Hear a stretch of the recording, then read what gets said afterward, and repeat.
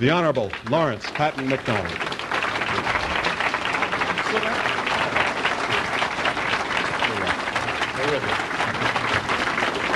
Thank you very much, Ralph, and thank you very much, ladies and gentlemen. It's a pleasure to be here tonight, and I appreciate your attendance. I know that some of you may have come with some degree of apprehension that having a Southerner speak, you may not be able to follow the accent. I come from the northern part of Georgia, so it should be all right.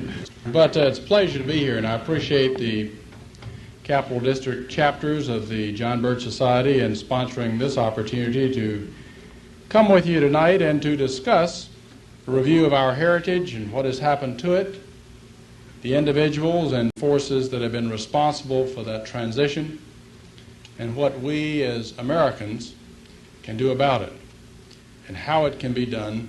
Certainly urge all of you to do your very best in restoring the system that was certainly the greatest system the world has ever seen.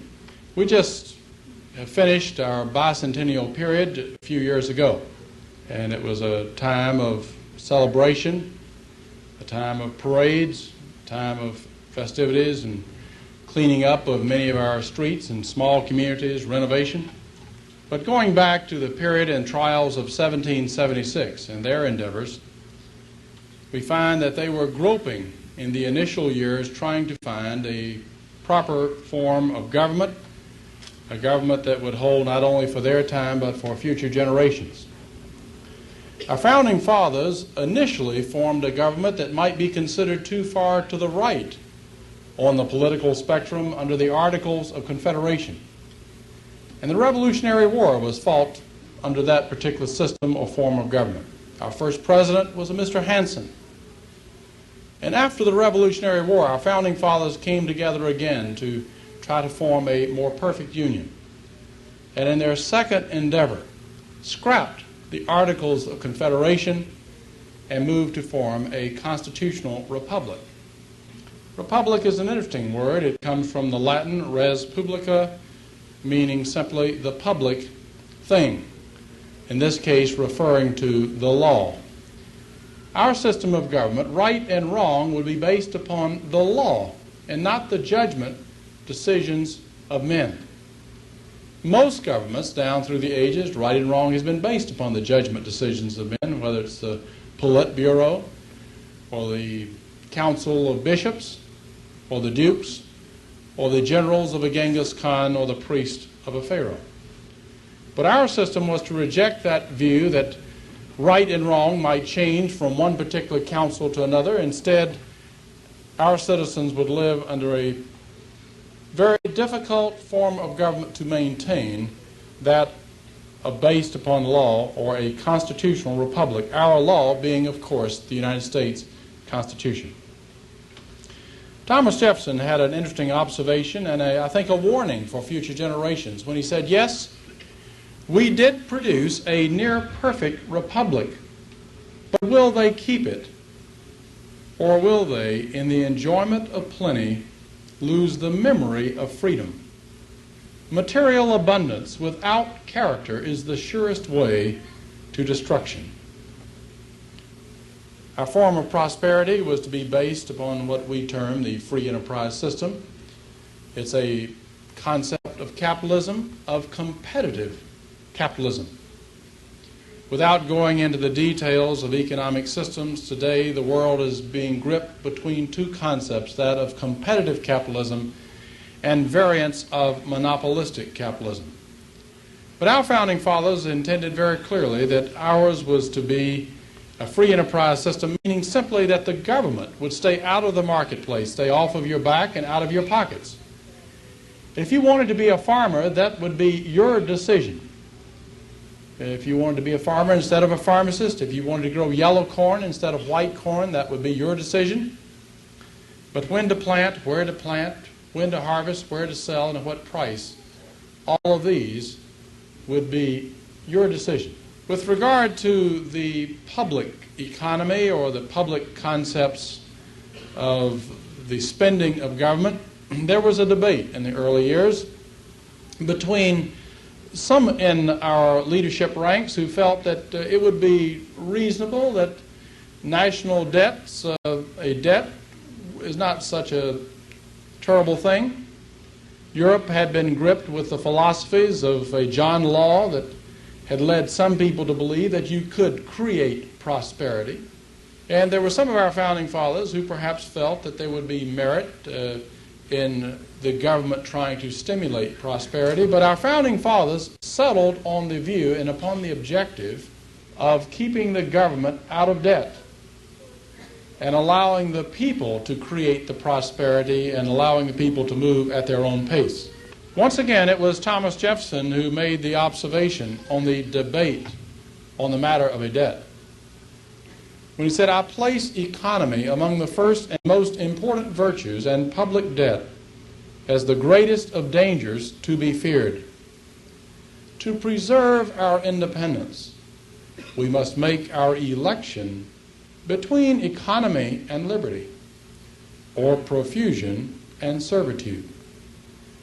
If we run into such debts, we must be taxed in our meat and our drinks, in our necessities and our comforts, in our labors and our amusements.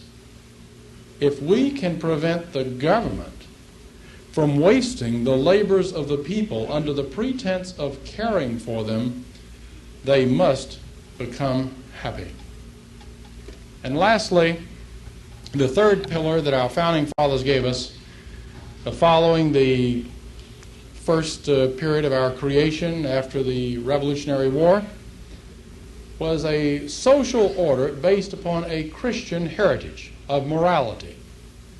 And our founding fathers were very clear that you cannot divorce religion from government. Your government will be based upon some concept of morality. Now, we live in interesting times, and I guess hardly a week goes by on the House floor when some representative stands up and says, "But we are trying to legislate morality. You cannot legislate morality." And that is a cliche that many of us have bought. But we should admit that all laws are morality legislated. The only question, therefore, is what is the basis of the morality? What's the guideline of your morality? Today we have some people who say that the communists, for example, are immoral or amoral. Clearly that is not the case. They are extremely disciplined in their code or concept of morality. But their code or concept of morality is completely divorced from the basis of morality of Western civilization. In short, in the communist world, to just digress for a moment further, in the communist world, right and wrong, those concepts are not based upon eternal values, but rather based upon what is viewed as best for the people. And what is best for the people today may obviously change tomorrow, depending upon who controls the people, because, of course, the people do not take a vote. Actually, it is a dictatorship of the controlling and monopolistic force of the people. So you have in the communist system an extremely strict code of morality, and a rather easy one to understand, very difficult to follow because you never know the twists and turns. But anything that benefits the state, man's institution, is good and honest. Anything. And anything that is a hindrance to the state is bad, untruthful, and immoral. But our system was to be based upon a biblical concept of morality, or a Christian heritage, going back to the Ten Commandments in the Old Testament and the teachings of Christ in the New. The general philosophy of our founding fathers, as we emerged into the 19th century, was that the function of government at the federal level was to protect and not provide. To protect life and property, but not to be a provider. Because our founding fathers knew very well that once government moves into the role of becoming a provider, two things take place. I mean, just like night to day. The first thing that takes place is that you produce a conflict society. Individual citizens start viewing themselves as part of a special group of society, not as Americans all, but as a special group of society. Farmers feel like they better organize to get their subsidies in Washington. They'll demonstrate, potentially strike, whatever it takes. Teachers, and I have been to NEA meetings where they say you are separate, you're fighting the community for the community dollar and so forth, you must organize to get yours. And teachers will organize and strike or threaten to strike to get their particular benefits. Organized labor or labor in general may become involved, to view itself as a separate segment, to want special laws passed in the Congress to pick up certain problems created by monopolistic practices. Big business will organize and exert its muscles in Washington, wishing the taxpayers to pick up special subsidies to guarantee possibly trade with Iron Curtain countries where the other side may welch on the debt or so forth, have it paid through the IMF or through various international banking institutions and so forth, or have it underwritten by the taxpayers. And so our founding fathers knew that once government moves into the role of becoming a provider, you produce a conflict society. And let me say, as a physician, I've recognized that physicians become organized, start trying to work politically to get increasing federal subsidy for medical schools and medical research. And I'm sorry to say most of that medical research, in my opinion, has been counterproductive rather than actually productive, which you might easily predict. The second point that happens, of course, is that you destroy the economic stability of the society with the increasing cost of government and ultimately go into bankruptcy with a destruction of the economic system followed by an unraveling of the social order and ultimately the coming of a dictatorship amid the rioting and violence and the loss of the individual liberties, which was the whole function of the reason for the strife in setting up our government in the first place. Our founding father, Samuel Adams, correctly observed after the writing of the Constitution, and so many of our other founding fathers observed the same point, that the utopian schemes of leveling of society, and a community of goods are in our government unconstitutional. And I think that was a very clear warning. And regardless of some of the attitudes of our contemporaries, I think we can be justifiably proud that as we came into the 20th century, the United States became the leader in virtually every field of endeavor, recognized leader throughout the world. And people by the millions were willing to give up the concept of a guaranteed security in the old world, make sacrifices to get the price of a boat ticket to come across the waters to come to the United States in order to live in a land of liberty. Liberty, not security. I have friends that say, look, the pioneer days are over and that individualism must give way to the collective need. And that the pioneer spirit that perhaps honors individual activity no longer is applicable today. And that I'm basically interested in security. We can remind our friends if that's all they want out of life is for 3 meals a day and free medical care and free clothing and something to do and maybe air-conditioned quarters, a view out the window and so forth. They can have all of that. I don't know what you have up here, maybe Sing Sing, but we have all that at the federal pen in Atlanta, Georgia. In fact, the federal pen in Atlanta, Georgia is a maximum security prison. It's where we take some of the toughest ones. But you have absolute security. The only thing you like is your liberties. But you have security. You really do not need to make any decisions. All of them will be made for you. You'll be cared and protected for, truly back into a womb type of existence. Many people are perhaps taking the view today that patriotism is passé. But all of us can be justifiably proud that we came into this century, the envy of the world, of people around the world anxious to come here so that their children and grandchildren will be able to grow up under this system. Well, what has happened to this? The beginning changes from the standpoint of the assault on the Constitution, and I detail this in my book, actually began in the mid-part of the 19th century. Accelerated somewhat in the latter part of the 19th century, and continued in the early part of the 20th century. But of course, since the mid-1930s, we have been on an active toboggan slide away from the principles of greatness that we gained when our founding fathers gave us our republic and a free enterprise system with a Christian heritage after the Revolutionary War. We have found that today that more and more people are led to believe that it's a lot easier to vote themselves a living than it is to work for a living. As I speak to college and high school groups, I frequently ask the students, philosophically speaking, what is the proper function of government? And it's amazing to me that the typical or common answer from such an audience is that the proper function of government is to provide me those things that I feel that I need that I cannot provide for myself. That is a typical answer coming up out of the high schools and colleges of today. We have seen the tremendous expansion of government. Today, the government is involved in almost every area of human endeavor. With the destruction of the Constitution, the breaking of the boundaries of the Constitution, we've seen an explosive growth of government, a malignant growth of government, and with that, a price tag tied to it. And this price tag now exceeds $500 billion, over $550 billion. Of course, we can't pay for all of this.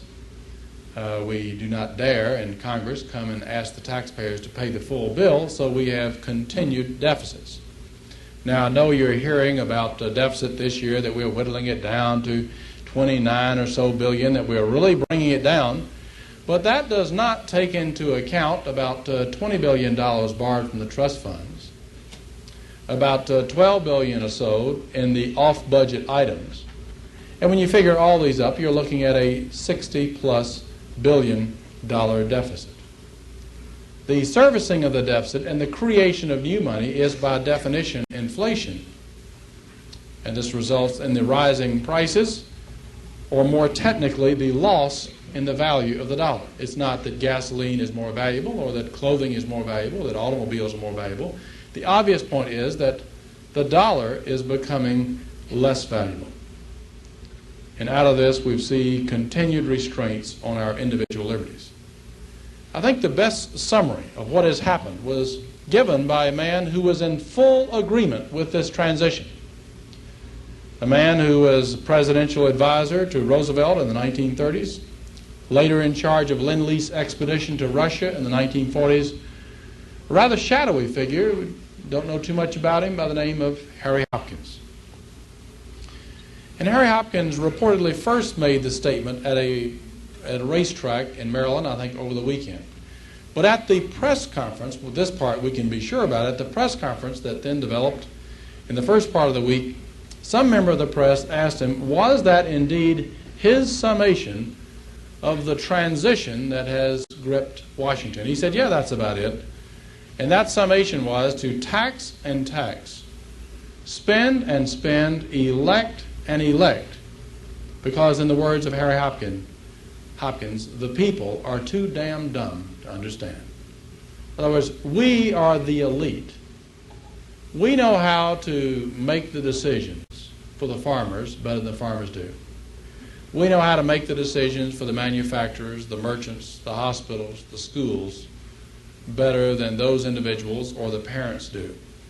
And so the game is basically more and more taxes, more and more spending, more and more subsidies, more and more dependency upon government, and then constantly re-electing those who follow that line, because if the people are not aware of what's happening and the people then subdivide themselves into special interest groups, they start voting for those who provide them the special subsidies. And so that type of individual constantly gets returned to office, and those who are working to restore the Constitution are defeated. And I think that's a pretty good summation, and that's, I think, the best summation that you can find on what's happening today in Washington in the 96th Congress.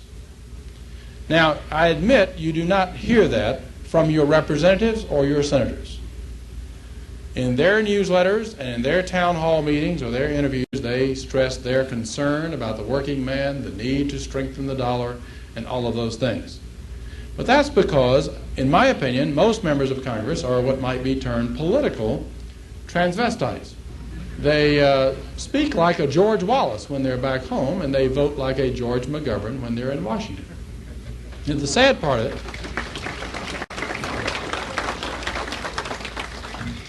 it is, of course, we allow them to get away with this. Well, what has this particular trend brought us in this quick review that we're having up to the present?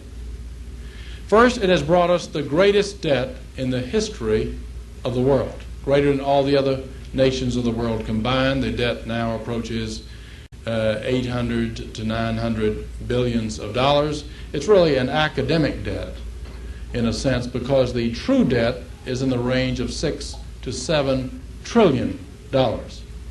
When you figure all the commitments made by the government and money not in the till that you would have to figure as a businessman from an actuarially sound accounting method, the actual debt is in the range of $6 or $7 trillion. The debt, if parceled out on a per capita basis, would be about $150,000 per man, woman, and child in America.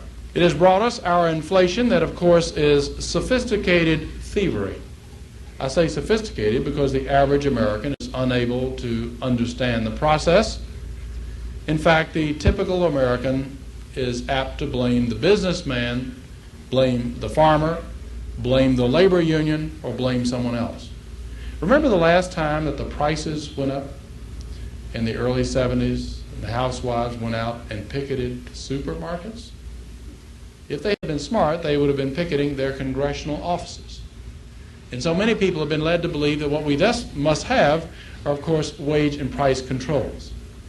And wage and price controls have never worked in the history of the world. Indeed, they cannot work if what you mean is lower prices and economic prosperity.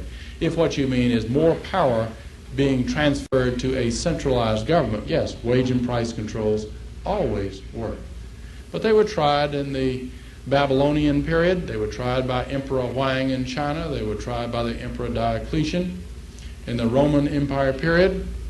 They were tried during the French Revolution and so forth. I mean, with the penalty including death for anyone who violated the wage and price controls. And indeed, they do not work because you are treating the symptoms, rising prices, and not the disease, the expansion of the money supply. Politicians, of course, love wage and price controls because it brings more power to the government and increases their authority, or the bureaucracy's authority, over the individual affairs of the Americans or the citizens of any particular country. We've seen the great debt that Thomas Jefferson feared. Today, your dollar buys less than 20 cents of the $1940 through this process of sophisticated thievery. The greatest monetary authority in the world, in my opinion, Dr. Franz Pick, has pointed that the true dollar is about 8 cents of a $1940. If you use everyday indices such as Pepperidge Farm rolls, because the government indices are woefully inaccurate in their focusing on the day-to-day items. If you base it on the $1933, our dollar today buys perhaps 5 cents in value of a $1933. As bad as the thievery aspect of inflation, the effect upon the public and private morality is probably worse because all the value systems of society are destroyed. Is there a single person in this room today that can tell a child it's smart to save money for a rainy day? Anyone here that can say, you go home to your children, honey, always put your money in a piggy bank because then when you break the bank in years from now, you will come out ahead? You put your money in the piggy bank and he breaks the bank in 10 years, that child will be lucky, in my opinion, very lucky, if he has 10% of the purchasing power of the money that was put into the bank. It distorts all the value systems of our society. Some social philosophers say that all crime is related to inflation. I'm not sure that I can go that far, but it makes for an interesting point.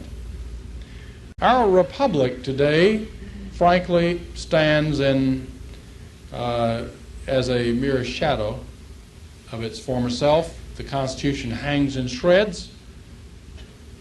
Today, very few things that affect your lives are related to the law of the land, the Constitution of the United States, or the constitutional laws passed by Congress.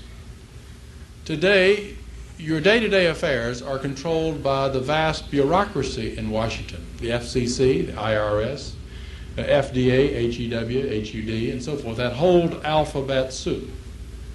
These people are not elected, and their rulings have the effect of law, even though they're not laws passed by the Congress, and the Constitution is very clear that the Congress is to be the law-making body.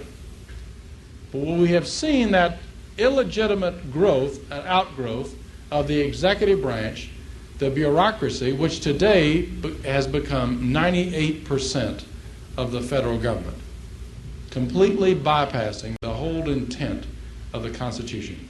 And it was William Simon in his book that said the redistribution of wealth from the productive citizen to the non-productive citizen has become the principal government activity. Indeed, that's true. When he wrote the book, about 54% of our budget was involved in what was termed transfer payments. Transfer payments, of course, is the nice-sounding term, the euphemism, for using the policing and taxing powers of government, of taking money from those who earned it and transferring it over to those who did not. Today, it approaches 60% of our federal budget. I'd like to point out that that's exactly the opposite of what our founding fathers intended. Samuel Adams once again said the utopian schemes of leveling and a community of goods are in our government unconstitutional. Our Christian heritage also has been greatly transformed. I think many ministers have been put to sleep under another cliche, that being that we must have a separation of church and state. Now, I strongly believe in a separation of the institution of church and the institution of state. But in our Constitution, it states that Congress shall pass no law respecting the establishment of a religion or prohibiting the free exercise thereof. Many people quote the first part of the sentence and leave off the second part of the sentence. But it's of interest to note that the Constitution states that Congress shall pass no law. It said nothing about an individual state. You'd be interested in knowing that after the Constitution was ratified, there were states that had a church-state relationship. I think in Massachusetts, they had the Congregational Church, had a church-state relationship with the state of Massachusetts. Virginia had the Anglican Church and a church-state relationship. Both of them phased that out, but it said that Congress shall pass no law respecting the establishment of a religion or prohibiting the free exercise thereof. But under the cliche that you must have a separation of church and state, we have seen a separation of religion or a religious basis of morality from the foundations of American law. And so in the 20th century, increasingly, we have seen a shift from a biblical basis of law or morality that is transferred into law into humanism as a form of morality. And a lot of people, well, what does humanism mean? We can turn just a minute. We'll be quoting Arthur Schlesinger Jr. But many of our leaders have pointed to the new concepts that have gripped our leadership. And in this case, humanism means simply that you're taking the world and kicking God out of the universe and replacing God with man. So therefore, right and wrong, the guidelines for man and man's institution of society would be based not upon any eternal values, but rather whatever satisfies man. Whatever satisfies man or man's institution, in this case, government. It was Karl Marx who said, humanism is Marxism and Marxism is humanism. Now, I don't agree with Karl Marx on many things, but he was absolutely correct on that. And I would say that perhaps 80% of my time as a representative of Washington is spent dealing with legislation that would be classically viewed by our founding fathers as unconstitutional. Very clearly the case up until, say, 1936. In 1936, there was a transition of the philosophy of our Supreme Court to where the guiding philosophy was no longer that of constitutional law, but rather a transition into social law. Social law being no longer what the Constitution says, but law based upon what the judges think is best for the people. Once again, a humanistic view. And we're finding that so many of our laws, once again, have a humanistic background to them. And fortunately, about a year ago, on August the 22nd, 1978, the IRS placed in the Federal Registry proposed rules changing affecting the tax-exempt status of private schools, particularly church-related schools. And this has caused many ministers to wake up to their responsibility. While they have been saying we must have a separation of church and state, the whole basis of our government has been undermined from a biblical basis of morality to that of a humanistic basis. In the area of foreign policy, in my lifetime, we have seen some interesting changes. Lenin died in 1924, but before his death, he paraphrased and summarized a philosophy of world conquest, which is as follows. First, the conquest or taking of Eastern Europe. Second, the masses of Asia. And third, the encirclement of the last bastion of capitalism, the United States of America. We would not have to attack, he felt, but rather it would fall like overripe fruit into our hands. Following the chaos and destruction of World War I, we found that the communists were able to take over a land base in what had been known as Russia, and then they moved to conquer many surrounding countries, independent countries, Azerbaijan, Georgia, Ukraine. Extended that conquest to the Baltic nations of Latvia, Estonia, and Lithuania during and following World War II and immediately before World War II. And as a result of the conferences, Tehran, Yalta, Casablanca, as a result of the conferences, at the end of World War II and in the immediate years following, were able to solidify the Eastern European area as part of the Soviet Empire. By the end of 1950, 49 and 50, the great mass of Asia, China, had fallen to the communist hands, and we have seen more recently Southeastern Asia, Cambodia, Laos, Vietnam, fall increasingly under the communist orbit. Today we find Cuban troops, proxy troops, storming up and down in Africa and also in the Middle East, being led and commanded by Czechoslovakians, East Germans, and Soviet generals. We have found this year the transfer of a once staunch ally in the Mideast, Iran, into what I believe very clearly will prove to be a transition state of chaos under Khomeini, as it is being carved cleverly out of the Western civilization bloc on the road to becoming part of the Soviet Empire. In my opinion, without any question, the loss of Iran to Western civilization was the direct result of policies coming out of the West, most especially those in Washington, D.C. We have seen in the Western Hemisphere the capture of the island of Cuba as a Soviet base. As today we have Soviet troops, we've had, number one, Soviet advisors and trainers of military groups that have been there since the early 60s. But more particularly for the last 3 years, there has been an infantry, mechanized infantry unit of approximately 3,000 men separate from the advisors and trainers that have been operating as a separate Soviet unit. What they're there for is a matter of conjecture. Some of the best people believe that they're there to protect nuclear weapons, that they have not trusted the Cubans with that particular mission.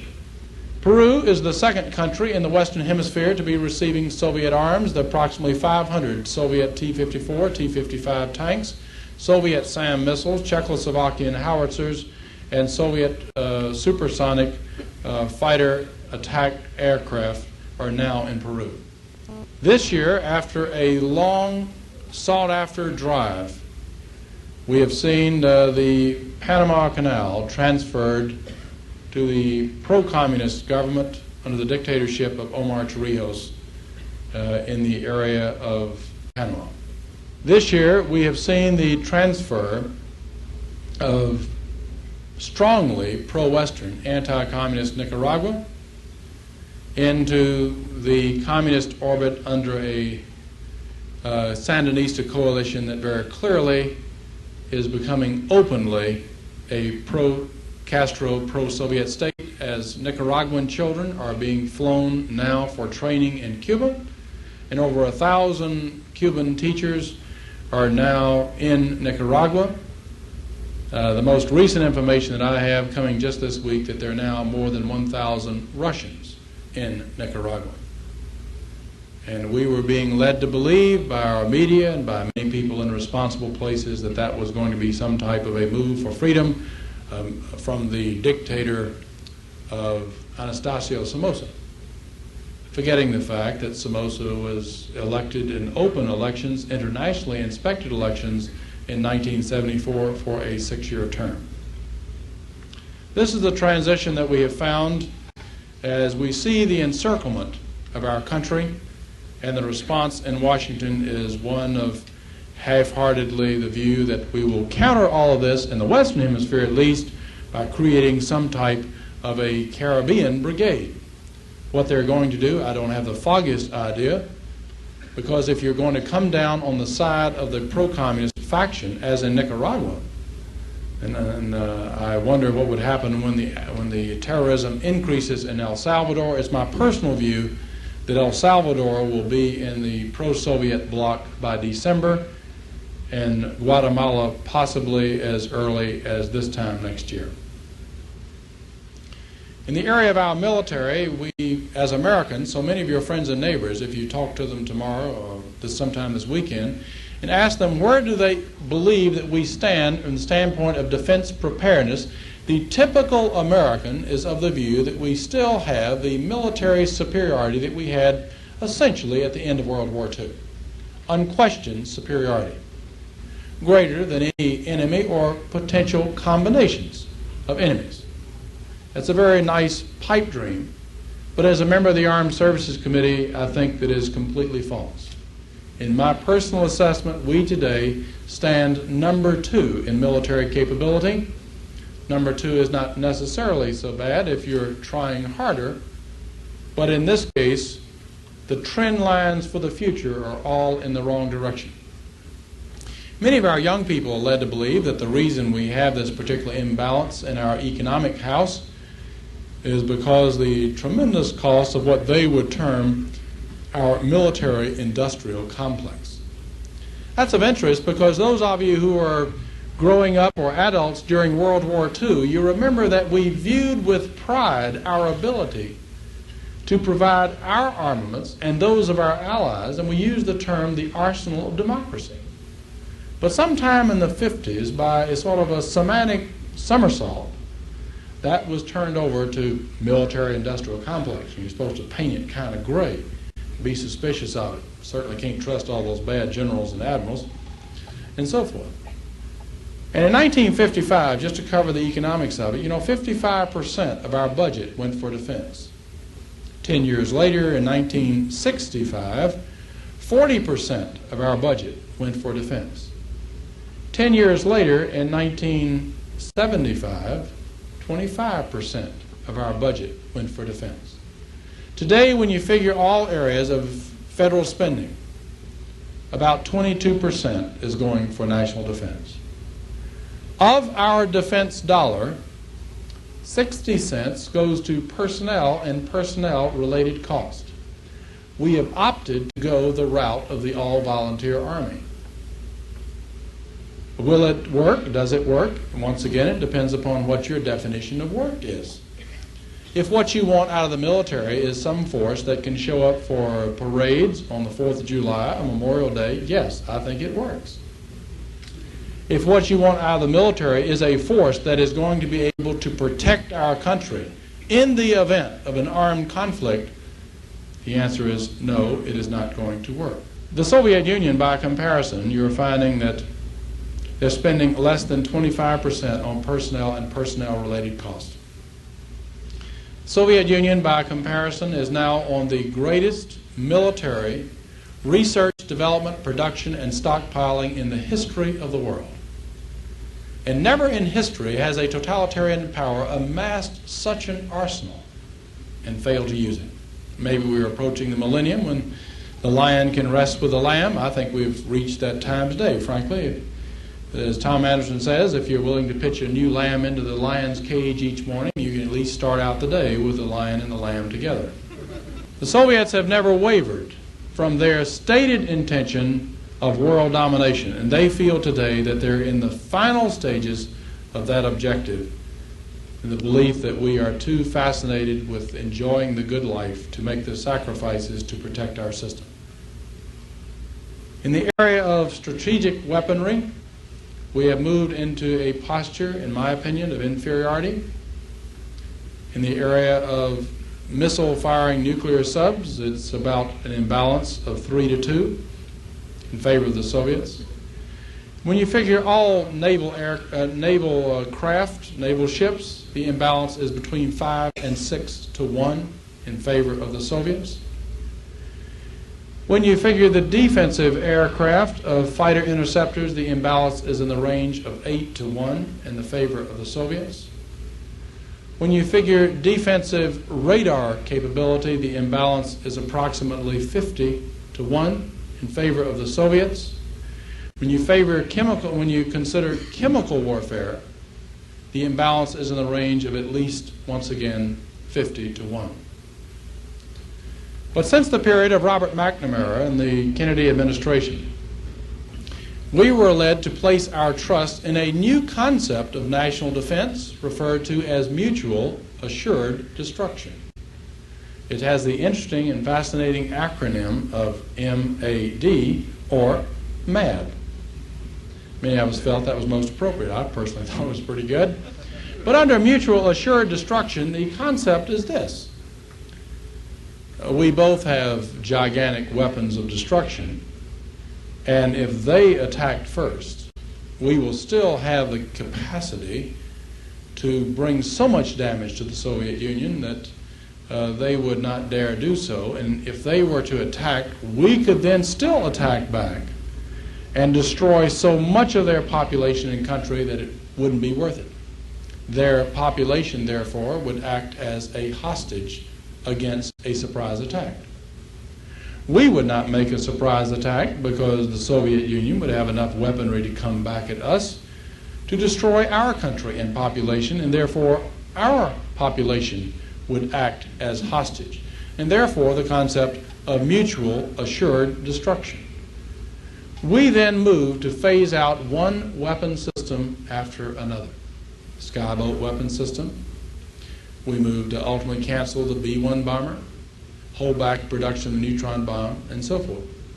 And we have now seen that the Soviets not only caught up with us after the tremendous gap in our favor in the 60s, but have now surpassed us. Well, the concept of mutual assured destruction might have some academic value. In theory, you could argue about its merits, except that they have decided to upset the equation by setting up a very aggressive civil defense program. Since the Cuban Missile Crisis, all buildings of the Soviet Union have been equipped with a shelter program, and they have made the test and made the provisions to protect their industry. Under this basis, a population and an industry can survive a massive attack, and they are certainly being led to believe that. We, of course, have dismantled our civil defense, what remnant of a civil defense program that we ever had. In the area of internal security, tremendous changes have taken place in recent years. Many of you may be led to believe that that really is not an area that you need to show much concern about, because after all, we have, don't we, the Subversive Activities Control Board, we have the Attorney General's list of subversives, we have the Internal Security Division of the Justice Department, we have the intelligence units of metropolitan police forces, we have counter-subversive, counterintelligence units of the armed forces. The Congress is certainly looking after things because we have the House Internal Security Committee, the Senate Internal Security Subcommittee, and of course we finally have the FBI and the CIA. Today, all of those items that I have mentioned have now been abolished, with the exception of the FBI that has been markedly cut back in the area of internal security. Terrorist support groups have no surveillance over terrorist activity support groups, and those that do have surveillance are pitifully few, and frankly are some of the kooky fringe groups and not some of the large radical ones that could be of so much damage. I think we're standing on the verge of a tremendous outbreak of terrorism in this country, and we will be naked before the onslaught because we have almost no surveillance or capability to combat such a problem. In a quick analysis of the budget, we have approximately 60% is in the area of transfer payments that our founding fathers clearly viewed as unconstitutional. About 22% is in the area of national defense, and the third largest area of the budget is simply the interest on the debt that is now costing us at a rate in excess of $1,500 per second, 60 seconds to the minute, 60 minutes to the hour, 24 hours a day around the clock. From the high of World War II and respect around the world, Americans then became bogged in the quagmire of Korea and the policy of a no-win war in Korea, and then finally the Vietnam War that split Americans, divided families, which was not only a stated no-win war, where both President Johnson and Secretary of Defense McNamara stated that victory is not the objective, but we pursued a policy of aid and trade to the enemy, ultimately shipping over 650 items to Russia and Eastern Europe, including radar parts, gun cleaning solvents, jet engines, diesel engines, compressor engines, mountains of foodstuffs, mountains of technical instruments, medical supplies, and so forth. We in our lifetimes have witnessed a steady retreat from greatness, and a government that today the principal function is no longer to protect, but instead to be a government that is to provide. How can this be? How could this transition have taken place? From a nation of unparalleled greatness, of pride at the beginning of this century, to a nation of overwhelming power at the end of the last global war, to today a nation that is believing that we can place our trust in paper treaties, in the hope that we can place our trust in paper treaties.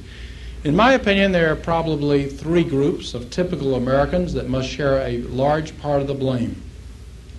The first group would be that segment known as the American news media, the media, because I think they have many times moved to editorialize the news and to keep our people ignorant and sometimes apathetic regarding trends in this country. So many of the graduates of the schools of journalism have been led to pursue advocacy journalism, not reporting the news, but editorializing the news. The second group, in my opinion, that must take a bow for the area of the blame would be members of the legal profession. Now, we have in the Congress some very fine lawyers, constitutional lawyers who are worth their weight in gold. We have very few. Most members of the House and Senate are lawyers, but we have very few constitutional lawyers, in my opinion. I think so many lawyers were trained to understand the principles of our republic, but were led to desert those principles and have become very actively trained in the art of compromise, of plea bargaining and so forth, and are masters with words and phrases, but have lost sight of the principles that made this country great. And I think a third area of blame would have to rest with another major segment of our communities, that opinion molders being ministers. So many of our ministers, I think, particularly those in the National Council of Churches, have allowed themselves to follow a social gospel, moving away from their role as traditional salvational gospel.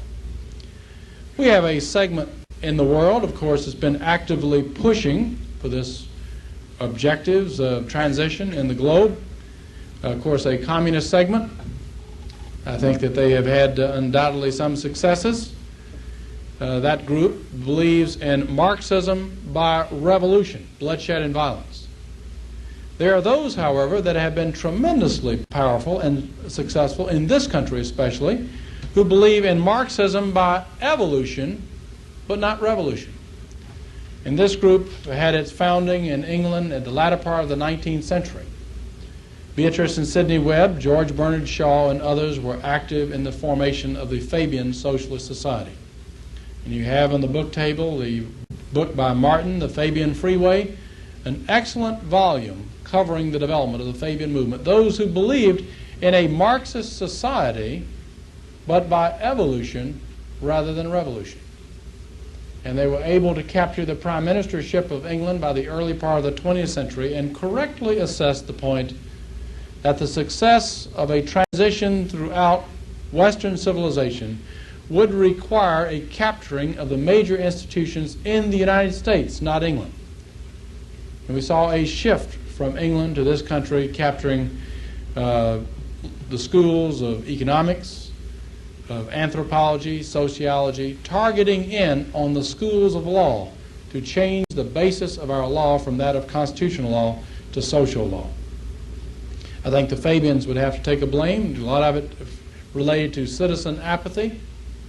It's not that 51% of the American public believes in socialism or believes in surrender of our sovereignty. I think the problem has been that 95% of our public has been fascinated with enjoying the good life. Now, there's nothing wrong with enjoying the good life, providing you also, as individual citizens, are willing to exert the responsibility of protecting the system that allows the good life to be possible. I think we've been preoccupied with changing black and white TV to color TV or getting out to the lake ahead of the crowd this weekend. And we have been apathetic to our responsibilities.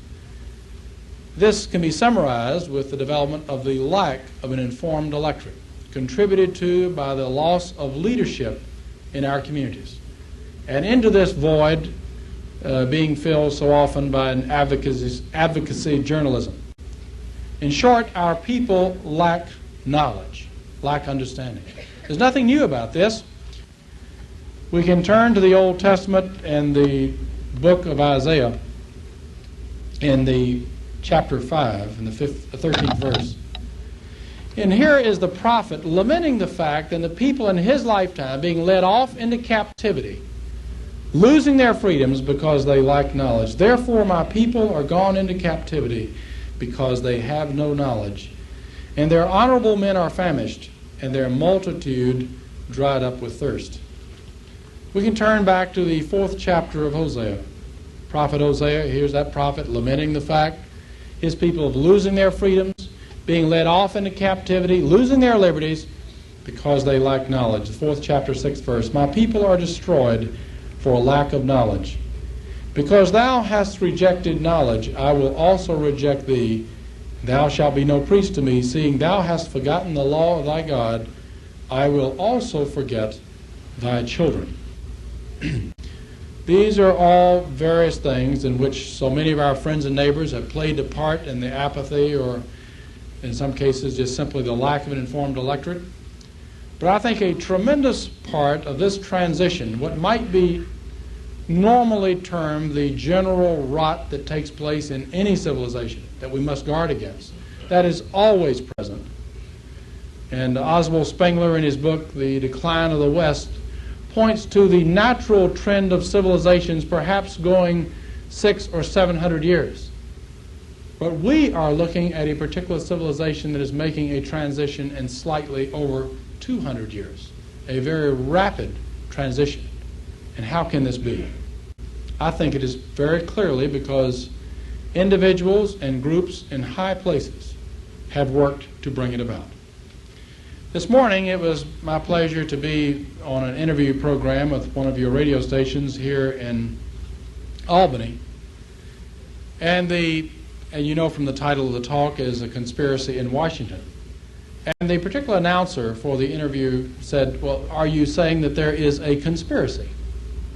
Well, yes, that's what I'm saying, but unfortunately, to many of our friends and neighbors, when you use the word conspiracy, it tends to shut off the thinking process. It's sort of a mental cybernetic bullet that goes into the brain and short-circuits the thinking and creates an emotional response. They are led to believe that, oh, you're talking about, well, you know, the Green Hornet, or perhaps you've been reading Sax Rohmer's books on the Fu Manchu, a conspiracy to control the world, and so forth, and how silly can you be?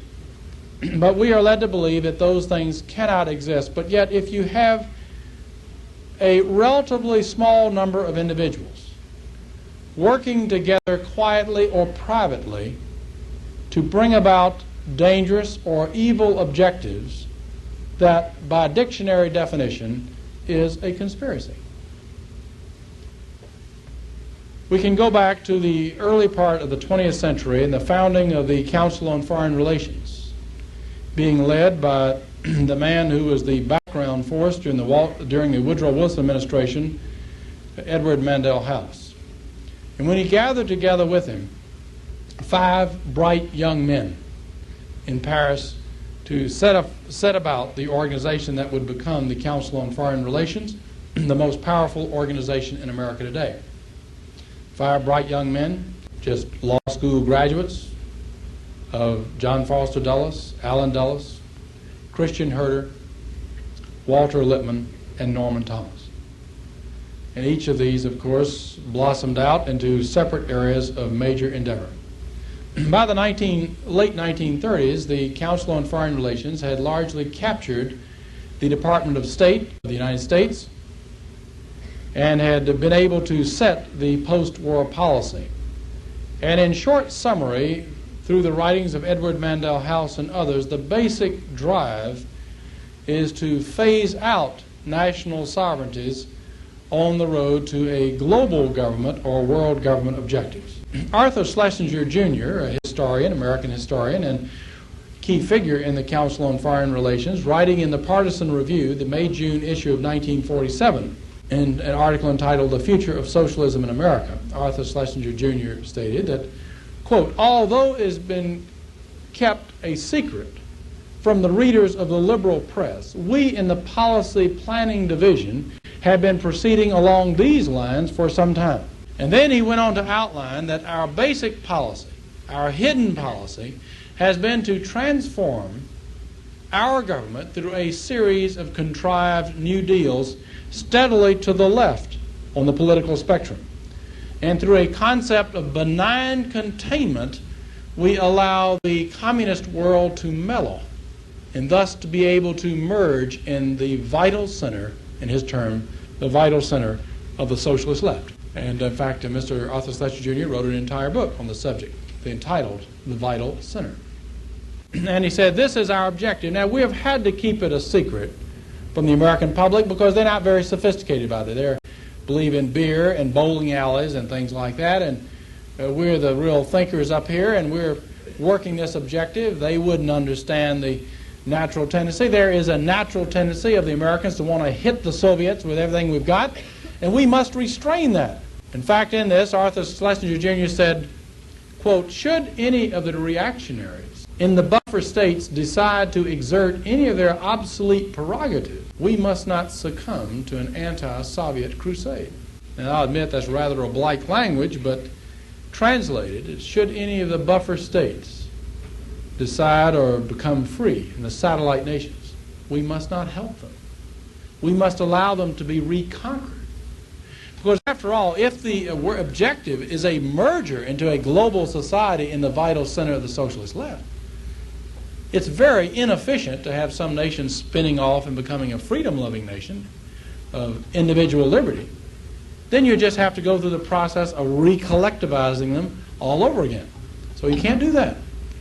We must not succumb. He also, in his writings, pointed out that we in the Policy Planning Division have rejected the absurd myth of any salvation through a Christ on the cross believe that whatever there will be or is to be will be the result of man and man's technology. That, of course, is pure definition of humanism. I think many Americans were stirred in 1956 when the people of Hungary rose up to become free. And they were free for about 7 days. And I know that many of you perhaps asked yourselves, why is it that we could not recognize the new government of Hungary? Why is it that we couldn't get the wheels turning in our State Department time to say, look, we recognize this government, we recognize its sovereignty, and you stay out? Well, a lot of people say, well, you know, nothing moves very quickly in the State Department, and it just takes a long time for the bureaucracy to get going. We just never got it going. We could recognize Castro before he even got to Havana. We then flew him to Washington and paid him twice the price for Cuban sugar as compared to the world sugar market. We could do that just like that, but we could not recognize the people of Hungary. What we did was worse than non-recognition. Hungary was free for 4 days, and our State Department sent a secret telegram to Tito, which could be delivered to Khrushchev, to the Soviets. Telegram read as follows: the government of the United States does not look with favor upon governments bordering on the Soviet Union antagonistic to the Soviet system. Well, of course, that's really all that Khrushchev needed to know. Within 48 hours, to mobilize 5,000 tanks, 250,000 men, and crush Hungary. 1968, the people of Czechoslovakia rose up and to throw out the Soviets. Secretary of State Averell Harriman stated, it is not with our policy to interfere because Czechoslovakia is within the Soviet sphere of influence. We can turn to the 1950s in the Reese Committee hearings on the foundations. And Norman Dodd, who is the counsel for the Reese Committee hearings, decided to get together in a prior testimony meeting with Mr. Gaither of the Ford Foundation to kind of go over some of the ground rules and plans for the coming testimony. Mr. Gaither of the Ford Foundation was coming to testify.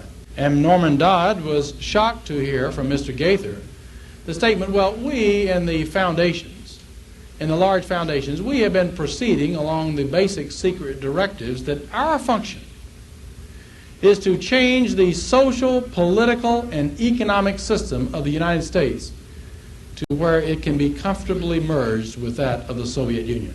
Norman Dodd was shocked, said, you can't be serious. Are you willing to come up in testimony and say that? Gaither said, don't be silly. I would never say that in public session. You would find that very interesting quotation and background in the film strip The Insiders, and in the particular packet that those of the hosts, the chapters of the John Birch Society, the $5 packet, that particular film strip, the soundtrack to it, by that I mean the text to it, and the footnote for that is in there. It's a letter from Mr. Dodd to Howard Kirshner. More recently, it's going to be a whole chapter in a forthcoming book by Mr. William McElhaney, and I think it's going to be a great help. Well, later on in the 1960s, early in 1962, former FBI man Dan Smoot wrote the book The Invisible Government. It was not the first book to be written. I think Mary Davidson wrote a book of the secret government of the United States. It was not an easy book to read, not one easily passed around either. But Dan Smoot, I think, did a great service when he wrote the book The Invisible Government that gave a lot of background of the planning and the objectives of those in high places of our society. The dominant force in government, the dominant force in the cabinets, the dominant force in finance, in the media, in the foundations, and in the educational institutions, of a relative handful, less than 2,000 Americans, who have come together in the organization, the Council on Foreign Relations. In the 1960s, a member of the Council on Foreign Relations wrote a very weighty volume entitled The Tragedy and Hope, Professor Carroll Quigley. Professor Quigley, I believe of Georgetown University, professor of history, he said, yes, that's the way it's going on. And I was allowed for 2 years to be able to examine the secret papers and plans, and the thing I object to is that we're keeping it a big secret. That's the tragedy. But I believe that, frankly, the thing is such a beautiful plan and so far down the line that even if the American people wanted to object to it, there's really nothing that they could do. And the hope is that we'll be able to go ahead and bringing about the final fruition of a basically worldwide control society, the tragedy and hope. Then in 1973, David Rockefeller, who is now chairman of the Council on Foreign Relations and one of the leading figures of the Council on Foreign Relations, indeed the Rockefeller Foundation has been made one of the financial bulwarks of the Council on Foreign Relations. He's also chairman, of course, of Chase Manhattan Bank. Council on Foreign Relations was formed in 1921, but then David Rockefeller took an elite group out of the Council on Foreign Relations and formed a group called the Trilateral Commission. That was founded in 1973. The executive director of that was a rather obscure professor named Zbigniew Brzezinski. It's trilateral because it refers to people in the Orient, principally Japan, in North America, principally America, United States, and in Europe, principally West Germany, hence the term trilateral. You're looking at an organization with perhaps about 180 American citizens as members. It has evolved into sort of a super elite of the Council on Foreign Relations in the current administration. Indeed, liberal magazines were shocked to realize after the 1976 elections that, well, perhaps they had been tricked. They thought Jimmy Carter was simply another populist candidate, sort of a homespun liberal, corn-pone liberal, if you wish, and that would be a game sort of along the Hubert Humphrey mold. But then suddenly they realized that indeed the Trilateral Commission is the Carter administration. One of the individuals that was brought into the Trilateral Commission early in its founding was a rather obscure governor from the South, James Earl Carter. But then after the election of Carter, it's interesting to note that you have Vice President Mondale, member of the Council on Foreign Relations and Trilateral Commission. Zbigniew Brzezinski, National Security Advisor, head of the National Security Council, member of the Council on Foreign Relations and Trilateral Commission. Cyrus Vance, Secretary of State, Council on Foreign Relations, Trilateral Commission. Harold Brown, Council on Foreign Relations, Trilateral Commission. George Brown, who was the Chief of Staff, Council on Foreign Relations, Trilateral Commission. And Stanfield Turner, CIA Chief, Council on Foreign Relations. You have in the Department of Energy, Sawhill, Council on Foreign Relations, Trilateral Commission. Schlesinger, Council on Foreign Relations, and currently Duncan, Trilateral Commission.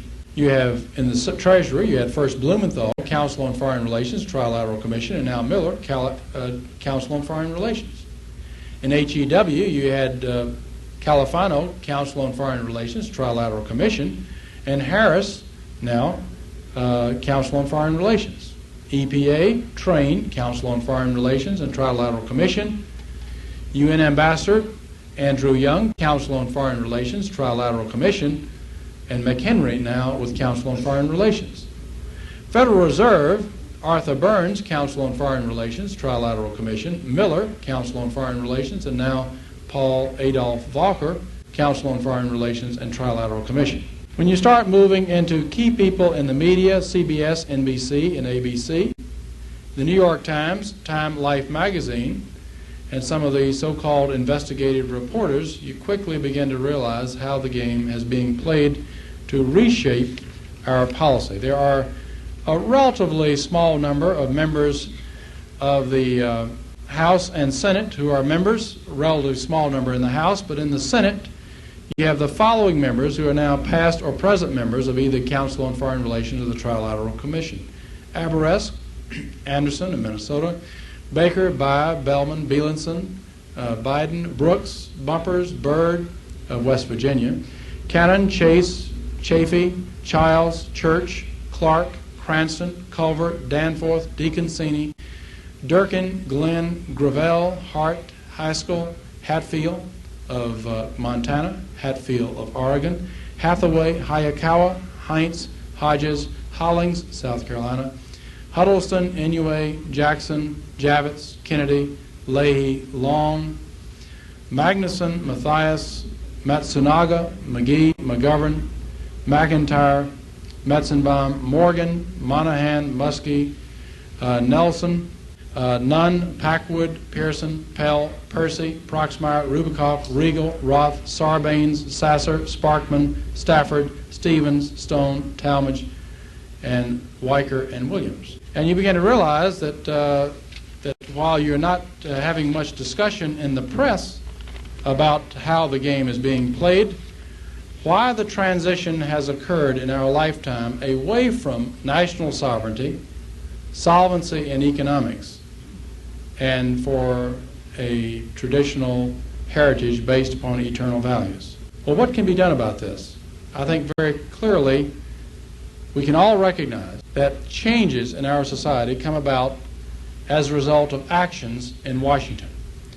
Washington is divided into three branches of government: the executive, judicial, and legislative. And I've already mentioned that we've had sort of the illegitimate growth of the executive, the bureaucracy. But officially, we have those three branches of government. In my opinion, no amount of sacrifice or loss of treasure by any individual in this room is going to be able to reverse the stranglehold at the top levels of both parties. In my lifetime, regardless who is president, it has been an individual who has been willing to go along with this trend towards international and not national objectives. And I don't think that's going to change in 1980. It may be moderated somewhat, but that stranglehold is almost complete. In the federal judiciary, symbolized by the Supreme Court, no amount of sacrifice by any person in this room of time or treasure will be able to reverse in 1980 or 1981 the stranglehold of the philosophy of social law rather than constitutional law. That will come about when we have a transition of members in the Senate and also a president who would handle appointments based upon an allegiance to the Constitution. This brings us by default to the Congress, and in my opinion very clearly, the Congress is the key. That's where concerned and knowledgeable Americans should be active, in the House of Representatives particularly, and in the Senate. Now, I know that we all have friends and neighbors who in 1980 will be fascinated with the presidential elections. And for 2 weeks, they'll put a bumper sticker on their bumper. And they'll be discussing the presidential election. And it's very easy to do that. After all, anybody can put a bumper sticker on for 2 weeks. Anybody can wear a button for a few days. That really requires no effort and very little sense of responsibility. The very difficult and hard work are those individuals who are working in our communities to build an informed electorate, to be able to preset the political machinery dials, to elect sound constitutionalists to the House and to the Senate. Now, I'll give you a quick assessment. It's my own, the House. I can't give you one quite as precise to the Senate, but in the House, you have 435 members in the House. I think they're divided into three groups. Two of the groups are philosophical groups. They're philosophically disciplined groups. One of the groups is not philosophically disciplined. I would say, in my opinion, between 100 and 110 are philosophically committed to the goals of totalitarian socialism. Now, some of them believe in getting there by revolution and violence, and some by evolution, by the Fabian route. But the objective would be the same: a revolution and violence, or by evolution. Now, these people look like politicians and act like politicians, in the sense that they will show up for the 4th of July parade, send out newsletters, smile, shake hands, and so forth.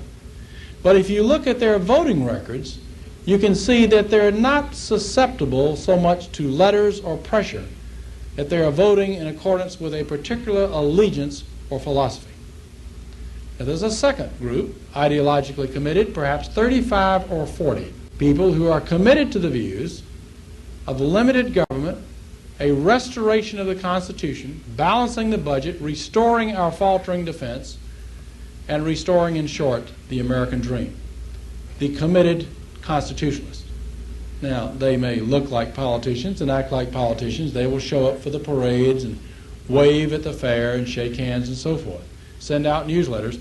But if you look at their voting records, they're pretty heavily committed to a philosophical review, regardless of the pressures, even if it means their defeat. Most members of Congress, of course, are in neither group. They fall about a 300 block category. They're not dedicated totalitarians, and obviously they're not dedicated constitutionalists. They're simply dedicated to getting reelected. And they're willing to go whatever it takes on any given vote to getting reelected. And if they perceive that the country is demanding a particular direction, they will get out and move in that direction. If they perceive, however, that it's going the other way, they'll go the other way. And this group is perhaps earmarked by the inconsistencies of their votes. On a philosophical point, they will be on both sides of the issue if you carefully examine their records over a period of their stay in Congress. But Congress is the key. Because in our district races, particularly the House of Representatives, it is not so heavily controlled by the news media. And individuals working in the communities on a day-to-day basis, going out door to door, and finding out who the concerned people are and building an informed electorate. That's the key. I think without that building of an informed electorate, the cause is hopeless. The result of that is getting sound people as your representatives in the Congress. But the first step is the electorate. The Congress is a reflection of what goes on in the living rooms of America. It's totally illogical to expect to have a knight in shining armor riding a white horse slaying dragons in your behalf if your friends and neighbors don't care. This Sunday when you go to church, you might ask the person sitting next to you who is the representative from your district. You'll find surprisingly that many people do not know.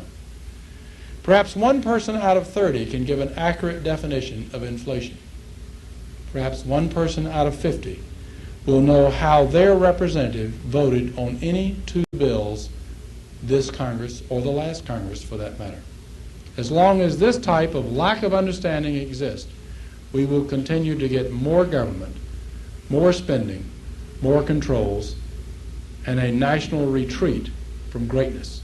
The choice is frankly ours. How can this be done? Well, now, obviously, organization is the key.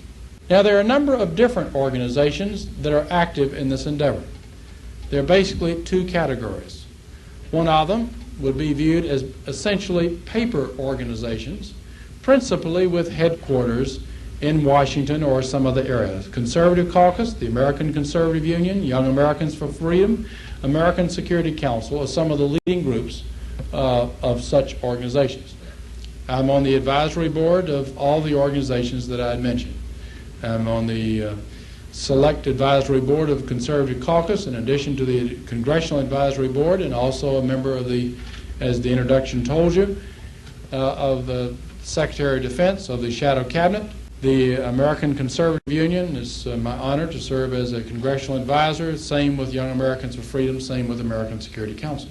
These organizations are essentially paper organizations in the sense that the constant mailings go out soliciting funds and your support so that they will be able to do a particular function at the home office, wherever that home office is. You send in the money, they will get the pamphlets, put on the stamps, and send out the material in your behalf. Some of them have fairly large paper memberships, but they are indeed those paper memberships. It's sort of an inverted pyramid with the work being done at the home office level, and the function of the so-called member is to send money to the home office. The second group I would mention would be the John Birch Society, the sponsors of this particular meeting tonight. The John Birch Society is different, even though they have similar concerns and similar intentions. The John Birch Society is different in that it is like a standard pyramid with the base at the bottom. The Society's head office is in Belmont, Massachusetts. Each member receives a monthly bulletin. And the work is done by the individual members throughout the country. The petition gathering, the sending out of letters to representatives, to senators, letters to the editor, what have you, having speakers in and setting up ad hoc committees. Probably the most effective ad hoc program of the John Birch Society has been that of TRIM, meaning tax reform immediately, the acronym of tax reform immediately, trying to separate those politicians where there is a distinct difference, the rhetoric back home from the record in Washington. And I think most of you are familiar with trim bulletins, but the Society is the only organization that is able to put legs under its literature, because its program is at like a standard pyramid where all the others are the inverted pyramid. That's the difference between the two concepts. Second difference is that all of those that I mentioned have arisen out of a concern for what might be termed the problems that we have reviewed tonight. All the others that I have mentioned over the past years have basically felt that the transition was due to stupidity in Washington, to ignorance in Washington, and to the normal rot of civilization. It's just due to natural causes, and we just need to get enough people to understand, beat them over the head, and then they'll change and turn around. The Society is different in this sense, that the Society over the years, and let me say it has really taken its lumps for it, has tried to say, wait a minute, yes, there is stupidity. Yes, there is ignorance.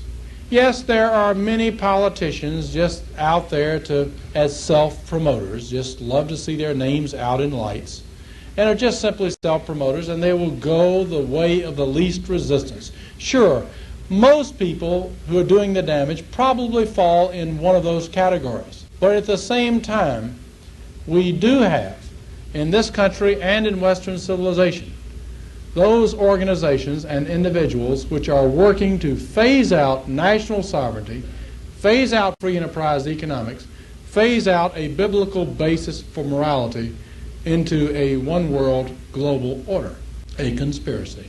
This, frankly, has been ridiculed, and I think some of you may have recently seen William Buckley's article in defense of the Council on Foreign Relations. As a member of the Council on Foreign Relations, I would think that he would want to write a defense. But very similar to his defense of Henry Kissinger, very similar to his defense of the turnover of the Panama Canal, and so forth. The Society has been ridiculed for the belief that there are those in high places. Are they communists? No. In most cases, never been communists, would never be communists. But people who view themselves as an elite, and in many instances have provided the financial wherewithal to internal communist revolutionary fires in this country, either through the foundations or working to get them through government grants or through direct donations themselves, and to create the political shift towards phasing out national sovereignty. Now, I must say that that difference between the John Birch Society and the other organizations is now phasing out. Because, frankly, I think the battle is over. I think we've won the case. I think today even liberals, not the conservatives, but even liberals, the Harper's Magazine, Atlantic Monthly, Washington Post, Los Angeles Times, and others are grudgingly coming around to realize, wait a minute, the game is being played by radically different rules than what we had assumed. We had assumed that there are those in the white hats and those in the black hats, the bad guys and the good guys. But it appears that there's more than that there is an international elite that is willing to betray the principles of our own country on the road to a global order. And that's the difference. Now, as I say, that is being phased out. When I went to Congress 5 years ago, I sat in on meetings.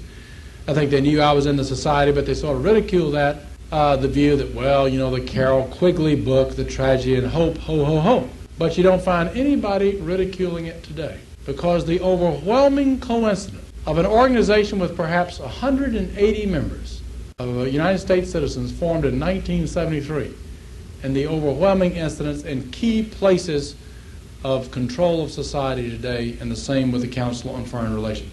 But the major drive that we have is the building of an informed electorate and understanding sound principles of economics, sound principles of government as our founding fathers intended within a constitutional republic, and the basis of our social order. This has been the function and activity of the John Birch Society since its founding. Society, as you've already heard, was founded when Mr. Robert Welch gave a 2-day speech in Indianapolis. The speech has since been reprinted, is known as the Blue Book of the John Birch Society. In the Blue Book, he outlined a series of predictions, after first reviewing where we have been, of where we are going. And to date, every item on that prediction sheet has come out to be the case. And I defy anyone in this room to find anyone in America at any time in our history that has gave such a list of predictions that has since proven to be completely accurate in terms of what the future and the immediate future will bring. Society now has divided into chapters, usually numbering from 10 to 20 individuals per chapter, made up of men and women, young and old, black and white, Jew, Protestant, Catholic, people of various religious backgrounds, coming together to first gain a better understanding through their own reading, as well as by having the Speakers Bureau, American Opinion Speakers Bureau, by ad hoc committees. In short, it is very clearly the most effective organization today for those who are concerned about the direction of our country. For those of you who are not members of the John Birch Society, let me ask you this. What are you doing about it?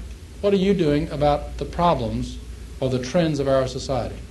You must be somewhat concerned, or you would not be here tonight. Of course, it's always possible that some neighbor or some member of your family drug you here against your will. Let me ask you, what are you doing about it effective? Now, I know you may say, well, I speak out against it. But if simply speaking out against it is not going to be able to make a change. Organization, not numbers, is the key. Our adversary understood that many years ago. Will you wait until your child comes back from college, a confirmed Marxist, decide where you better do something? Will you wait until your savings are totally destroyed by government-caused inflation before you decide that you better get involved?